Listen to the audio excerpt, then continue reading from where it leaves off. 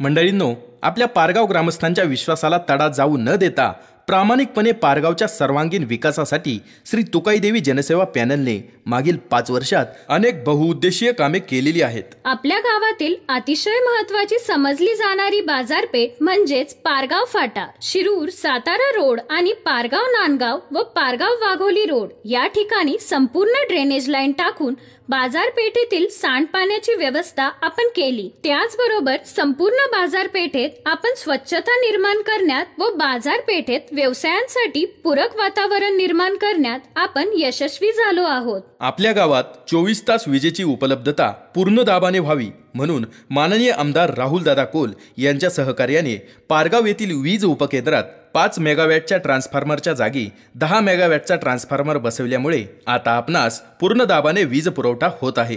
तसेच सौर ऊर्जा प्रकल्पासाठी गायरानातील 20 एकर जागा MECBला देऊन त्यावर सौर ऊर्जा प्रकल्प उभारण्यासाठी आपण सातत्याने प्रयत्न करत असून ते काम सुद्धा अंतिम टप्प्यात आहे। हा प्रकल्प झाला तर शेतीला कायमस्वरूपी दिवसा लाईट मिळणार आहे।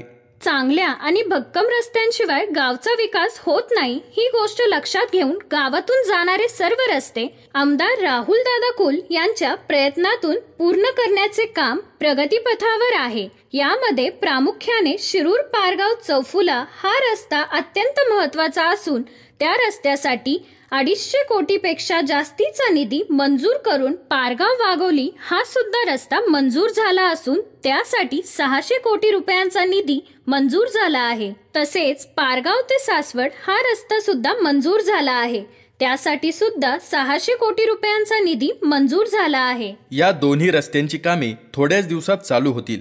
त्याचप्रमाणे पारगाव नांदगाव ते दौंड सिद्धटेक या अतिशय महत्त्वाच्या रस्त्याचे काम पूर्ण झालेले आहे। तसेच खोपोडी, गांधळवाडी, शिंदेवाडी, गलांडवाडी अशा 4 कोटी रुपये किमतीच्या रस्त्यांची कामे सुद्धा मंजूर झालेली आहेत। तसेच 22 फाटा शिंदेवाडी ते पारगाव असा 3 कोटी रुपयांचा रस्ता मंजूर असून त्याचे सुद्धा काम लवकरच चालू होईल। त्याचप्रमाणे पारगाव सोसायटी चौक ते स्मशानभूमी हा 1 कोटी रुपये किमतीचा रस्ता मंजूर होऊन त्याचे काम सुद्धा पूर्णत्वास आले आहे। तसेच शिरूर सातारा रोड ते लिफ्ट वस्ती असे 1 कोटी रुपये किमतीचे रस्त्याचे काम मंजूर झाले असून ते काम सुद्धा चालू झालेले आहे। त्याचबरोबर खंडोबानगरमध्ये अंतर्गत रस्ता 25 लाख रुपये किमतीचा मंजूर होऊन त्याचे काम सुद्धा चालू झालेले आहे। तसेच देलवडी पारगाव रोड ते ताकवले वस्ती रस्ता यासाठी 10 लाख रुपयांचा निधी मंजूर झाला असून त्याचे देखील काम चालू झालेले आहे। साहेबराव नगर निवृत्ती ताकवणे ते भोसले गुरुजी असा 10 लाख किमतीचा रस्ता मंजूर असून ते काम सुद्धा चालू झालेले आहे।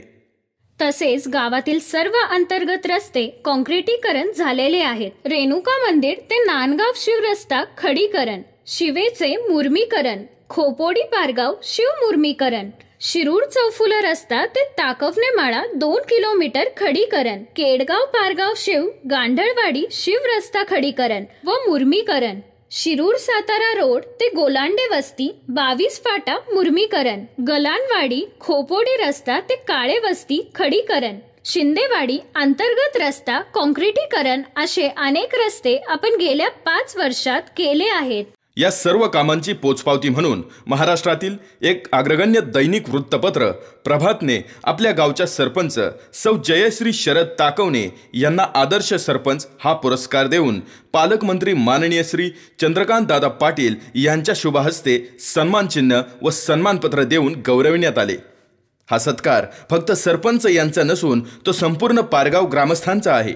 यापुढील काळातही पारगावच्या सर्वांगीण विकासासाठी श्री तुकाईदेवी जनसेवा पॅनलच्या सर्व उमेदवारांना gas cylinder, road roller, taxi, rickshaw या चिन्हांसमोरील बटन दाबून प्रचंड बहुमतांनी विजयी करा, विजयी करा, विजयी करा।